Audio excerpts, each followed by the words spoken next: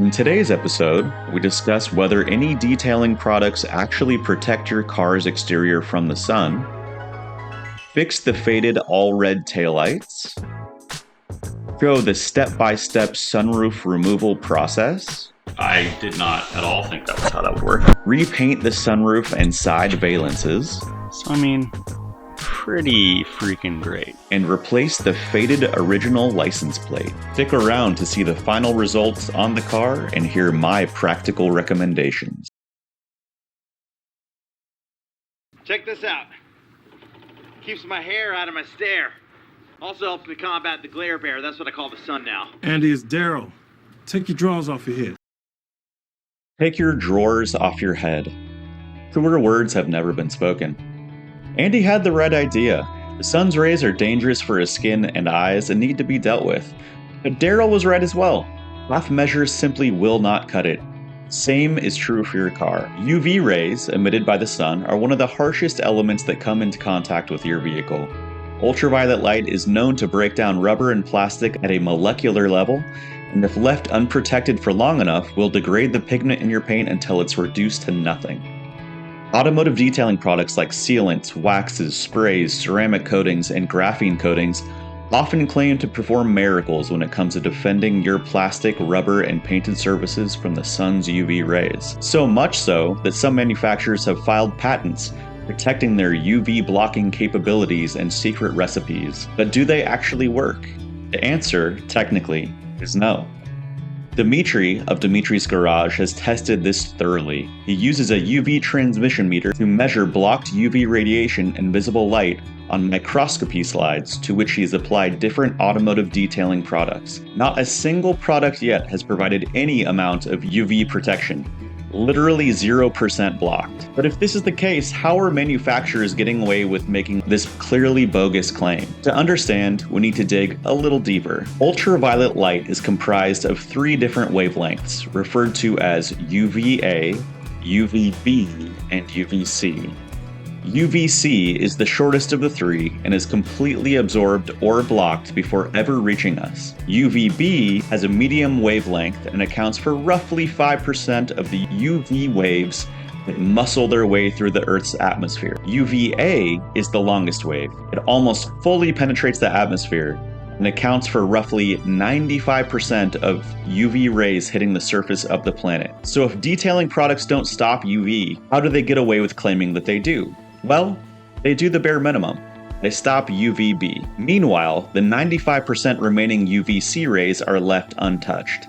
That is not to say that these products don't have their benefits, but clearly stopping UV is not one of them. Fear not, however, as there are 2 reliable methods of reducing the full UV spectrum significantly. Automotive-grade clear coat has shown to reduce UV by roughly 80%, and paint protection film, also known as PPF, has shown to reduce UV by roughly 85%. Together, they've been measured to block nearly 99% of UV from ever reaching the color layer of your paint.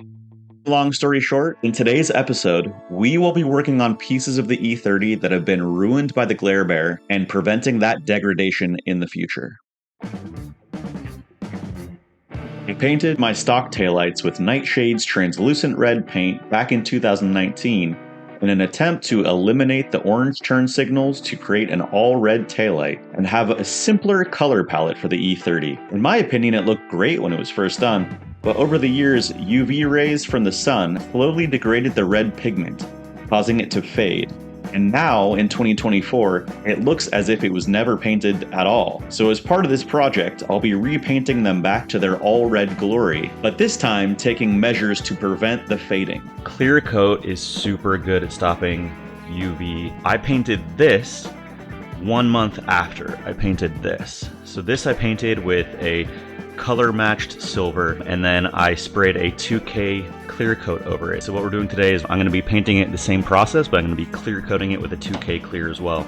Because look at how well this 2K clear has stood up. Anyone who has not removed taillights before, it is exceedingly easy. You literally turn this knob, pull this guy off. There are a bunch of little screws here, and you undo them. Boom. Don't forget to take the seal with you, and then you repeat. So things are taped off. masked, pretty clean. I've got nightshades, repaint, so we'll do some initial coats.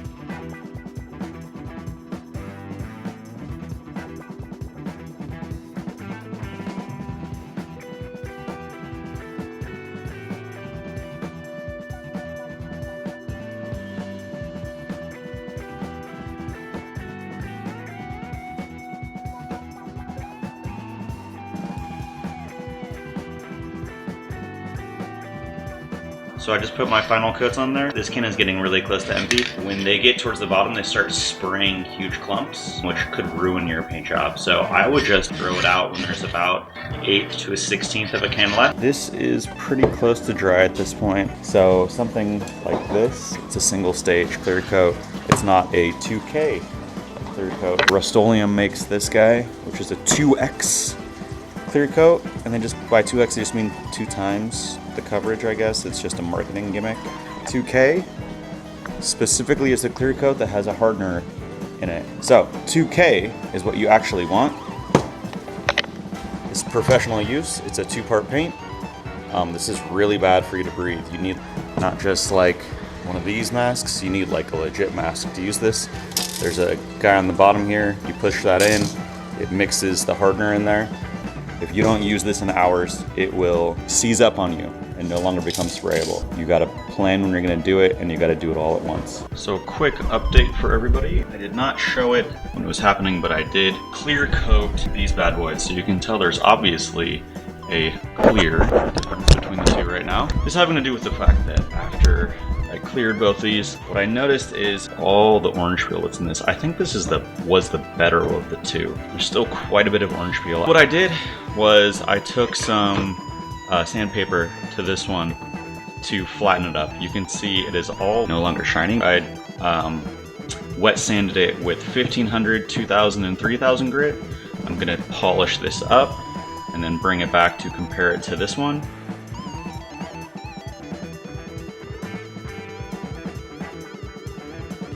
So I just went up and did a quick polishing on this. As you can see, when you look at these lines here, all the orange peel on this guy and really none of the orange peel on this guy. As a final step, I masked the taillights off to apply a trim restorer to the black paint on the edges of the taillights.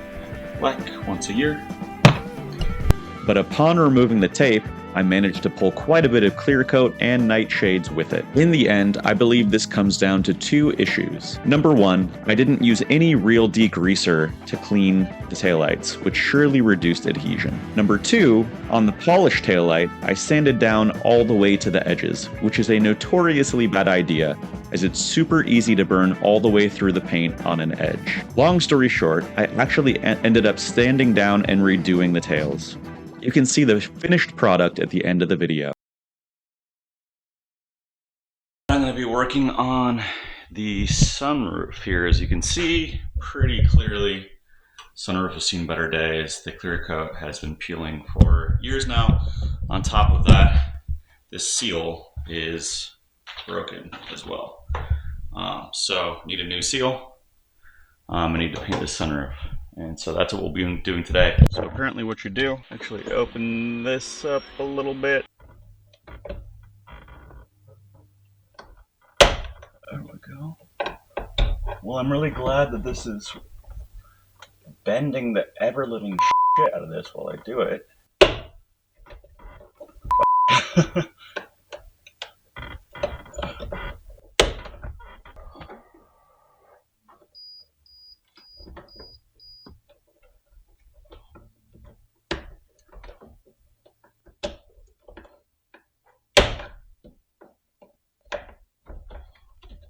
Okay, so that was ghetto. That was shit.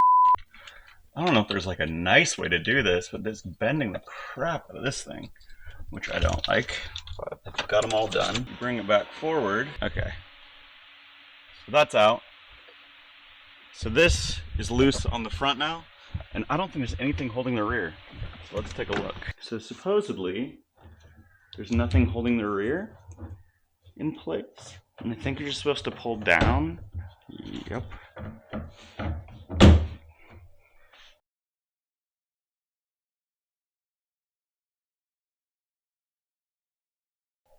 And then you can lift it up and pull it out, supposedly. I think the clear thing I'm learning here is I have no clue how this thing works. Bring it up and bring it out. Zip it up and zip it out. Oh, what? This is a joke. I did not realize this shit. This is blowing my mind, I think, right now. After thinking for a while that I was actually going to be able to remove that, it feels like the answer is just to push this back. This is the craziest design I could have imagined personally. So apparently this metal panel of the sunroof doesn't do anything. What actually happens is this, the inner liner of the sunroof, which is, I mean, part of the headliner, is actually what operates the sunroof. It is attached to the motors and it pushes and pulls this panel, which is clipped in here. So these 6 clips that are attached are all that are operating the sunroof. This is blowing my mind. This feels like the worst idea ever, but what do I know? I don't design cars. So from this point, things are, I think, relatively simple because it's just a matter of getting 1, 2, and the same on the other side, 4 bolts off, and then the thing should lift right off. So I'm going to do it and confirm that because I was completely wrong about the other portion of this, but we'll see. Can I also mention, this is the kind of stuff that drives me nuts when it's all said and done. Like, this thing is dirtier and worse off than when it started. Ugh, that drives me freaking crazy. Now I'm going to have to do a bunch of work to, like, bring it back to what it was. Bastards.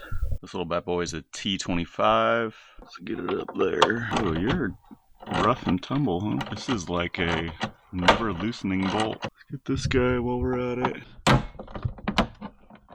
Yeah, you're in there pretty tight.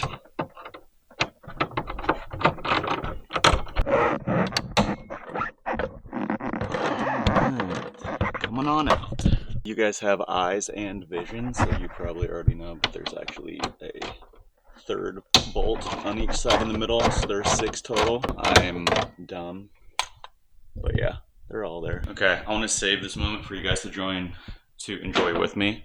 I've actually not tested yet to see. I removed all the bolts from underneath, but I didn't do any testing at all to see if this is going to come off.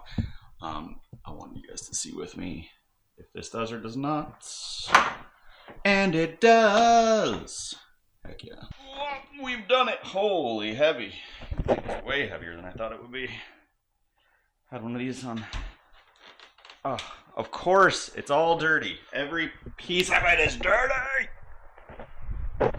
Why? Why is this my life?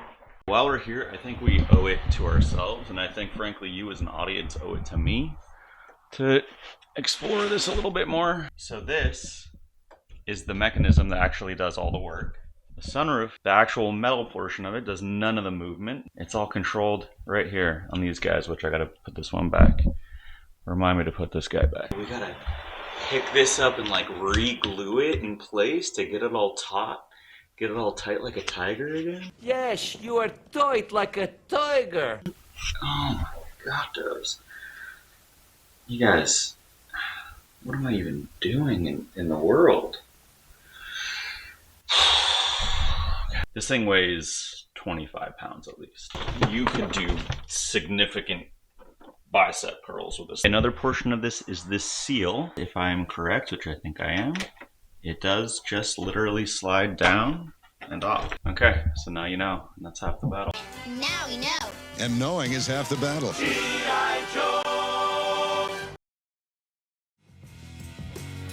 Got a little setup out here for all the stuff. Pretty ghetto, but what you gotta do when you're trying to get your projects done. So I got a couple little saw verses here, scrape across it, or she loves. So I'm gonna take a little sander, got a couple 600s, a couple 320s, a couple 220s. Okay, this is what I'm talking about. So this is just taking away the clear coat.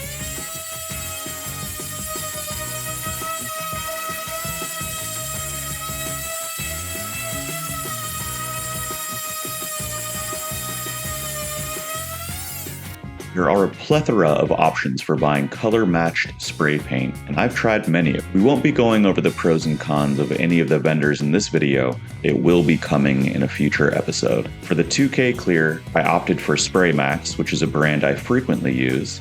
I also purchased a spray gun attachment to help with finger fatigue and eliminating the possibility of accidental spray finger interference. Back at it with this guy. It's been a few minutes. Things are looking pretty good so far. Let's get a little bit of a thicker layer.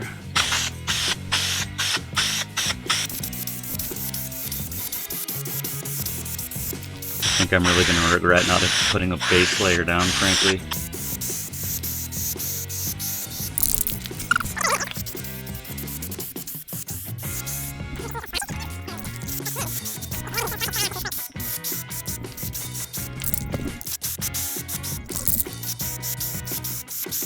Coat 2. It's looking okay. Could have used a base layer.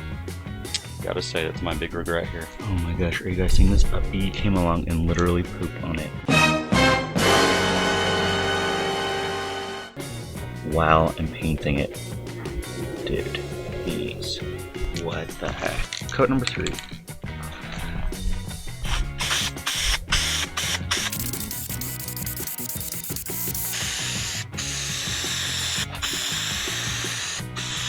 Oh no. You don't want to do that.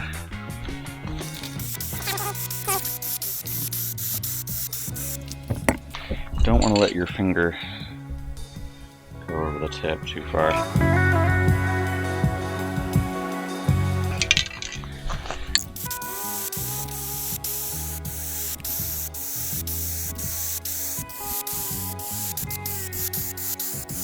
This will be a small travesty that I will never be able to do anything about. Darn it. Alright, coat number 4. And this looks a million times better than it did. And it's also, it's like almost perfect, frankly. I mean, there's this little splatter. There's like a little rust guy, a couple of rust guys that I just didn't care to fill because this is obviously not a perfect job, but this looks fantastic.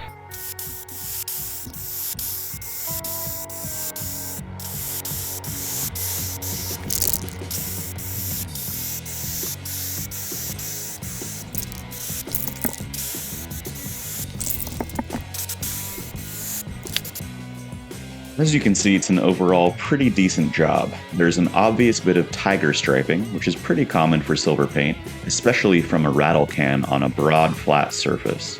But adding a clear coat should reduce the appearance of these imperfections. So I mean, pretty freaking great, considering the cost and what they did for this. Very smooth, and it's glass. Some issues, certainly, but you really have to be up close to see this stuff. So for until I get a paint job status, it's perfect.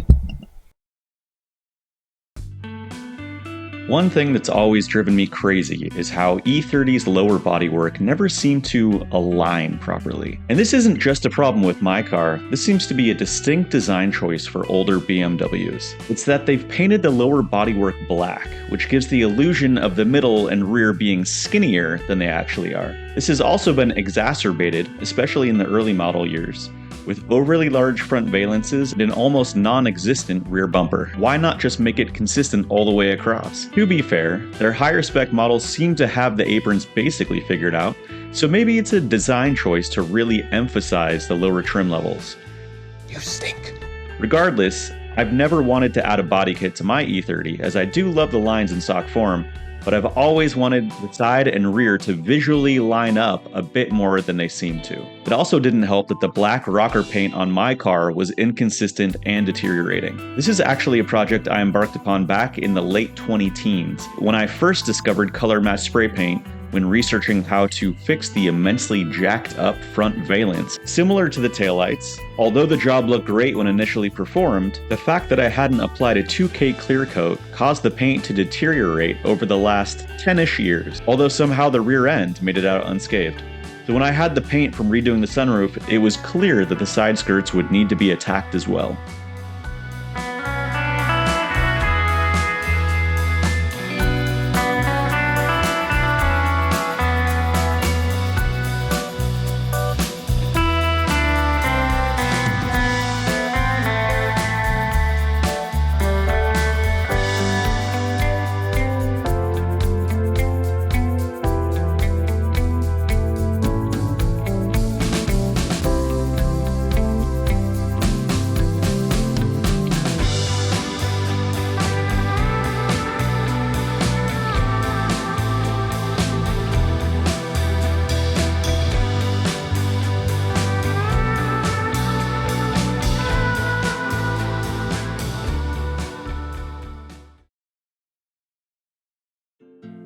So I've got a new thing that just came in today or yesterday. My current license plate has seen better days. It's getting very old, kind of stained, just all around not attractive. My personal favorite license plate from California is the 1982 to 1986 California plate, which is what you're seeing here. I've wanted to get a custom plate for the E30 for a little while now, but never quite knew what to do. And I decided this would probably be the next best thing. Order this from Custom Plates Shop on eBay. It is obviously not technically legal, but it is my actual license plate number. I was a little bit worried when I ordered it, frankly. I knew that it was like a reproduction. The picture looked honestly not perfect. I think it doesn't photograph well. So I was a little bit worried about it coming. You can order stickers with it. And these stickers and this plate, I mean, this is, you would never know. If you didn't know already, you would assume this was all legit. Minus the fact that this is so new looking. My plan is to replace this one on the E30 and just have a cooler, better license plate without having to go full on like custom plate, which eventually I will, and I'll probably do the exact same thing because I just love the look of this plate.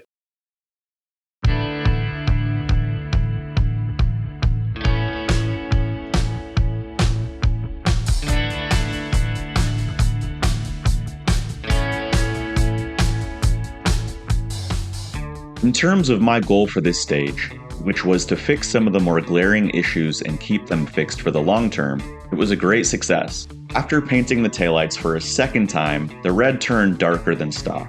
Not an intended outcome, but this actually fits the theme of the build quite well. This does leave me wondering though, what I'll do if I want to revert back to stock. I also didn't sand down the orange peel this time, partly due to fear, partly due to laziness. That will likely be coming later. The sunroof looks absolutely great. The one small regret I have is laying a primer coat before the base color layer. A growing issue though is that the sunroof, now looking so good, really stands out compared to the rest of the roof. Something may have to be done to address this. The side skirts look great again and no longer perpetually dirty. The matte black undercoat paint on the lower rocker seam was the perfect finishing touch. I think the car now has basically the ideal lower body line. I do have one or two lip/side skirt experiments I'm considering, but we'll see how that goes. My one regret is that I ran low on paint on one side, which fudged up the finish a bit, but it's really only noticeable at the right angle in direct sunlight. The license plate as well is perfect. It's great quality, on par with OEM, very reasonably priced, and looks so much better than the old stained and faded plate. However, as the shadow line accents continue, it does beg the question of aesthetic alignment. This plate was a choice I made before really diving into the specifics of this build, and may end up being a bit of a sore thumb. Taking what we've learned in this phase of the build, here are my practical recommendations. Hard detailing products do not actually protect your paint from the sun. They may block some UVB, but they do not touch UVA, which is 95% of the UV light that reaches the ground. Two-stage clear coat and PPF are two of the only protective barriers that actually reduce UVA. These are what you need to be using to keep your paint looking great in the long term. Remember to degrease. This is the second episode in a row I've had an issue caused by a poorly executed or non-existent degreasing step. Hit some crud cutter and stop torturing yourself. Avoid painting to the bottom of the can. Chances of spatter increase greatly as the paint runs out and can ruin the finish. Always wear a respirator when using a two-stage clear. These professional grade clear coats are very bad for your lungs. Don't sand to the edges. You'll burn through the paint and clear coat 10 times faster than you would on a flat surface. You can still get no longer available reproduction plates from License Plates Shop on eBay. They're OEM quality and no one will tell the difference.